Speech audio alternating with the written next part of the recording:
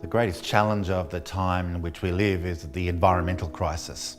It's something about what this generation of human beings are leaving the next. And for me, I'm interested in the way that connects with my faith, my sense of spirituality, how I look at and involve myself in the land.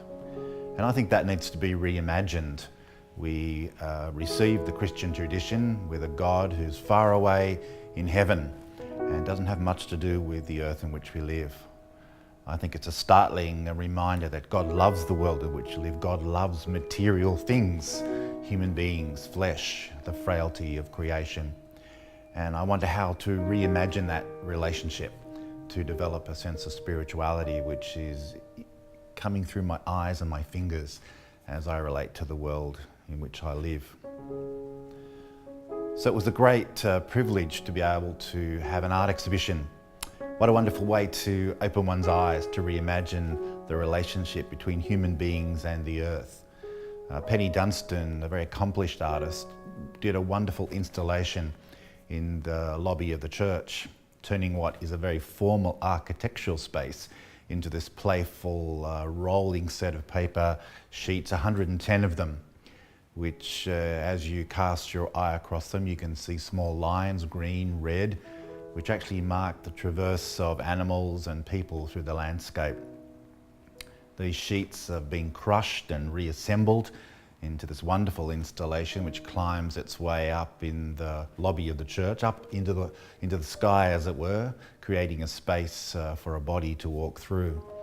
There are marks of graphite and coal that remind us of the landscape of the Newcastle region. And this artwork poses the sorts of questions about the way in which we traverse the land, the way we see the land, the way we love the land. To love God perhaps is not just about loving God and loving your fellow person, but to love God might also mean, in these reminded terms by Penny's work, about loving the earth. To touch the face of someone we love is also to touch the face of creation. As I look at Penny's work and my eye is drawn into the great detail, the surface of the work, I get lost in my looking and then I try to reorientate myself. This work, I think, decenters me. Human beings are not the apex of creation. We're actually held and cradled within the earth we walk upon, and we should be reminded that we need to walk gently in these spaces. Therefore, this work questions me about my responsibility, my relationship to the land, and to being someone called to care, to participate in an ongoing experience of being a co-creator with God. This tender place which in fact nurtures me, my Mother Earth. So in this time of environmental crisis, this work invites me to reimagine God, that when I touch the earth, I also might in fact touch the remnants or the presence of God in creation.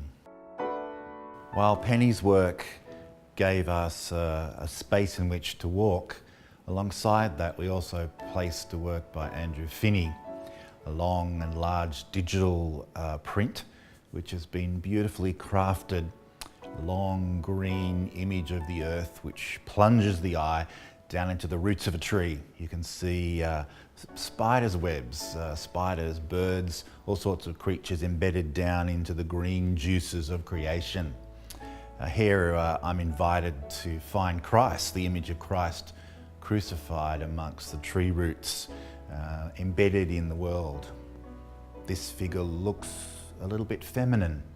Looks like it might have breasts. It's amply expressing the fecund nature of the world in which we live. So here, rather shockingly, is an image of Christ who is in fact embedded in creation, suffering, bearing the signs and scarifications of those things that happen to the land around us. This is a reminder that if we're going to find God or find Christ present in our contemporary moment, then we will find that marked in creation. There is perhaps a poverty in our tradition in Christianity when we try to imagine God only being in heaven. We will go there afterwards, we'll escape this earth. I think it's a wonderful reminder in this work that we find heaven in the world in which we participate. That's certainly what Aboriginal people would remind us of, that the dreaming, the presence of the spirituality that sustains life is actually in the skin of the earth. So this work reminds us of this opportunity to reimagine God as part of the world in which we inhabit.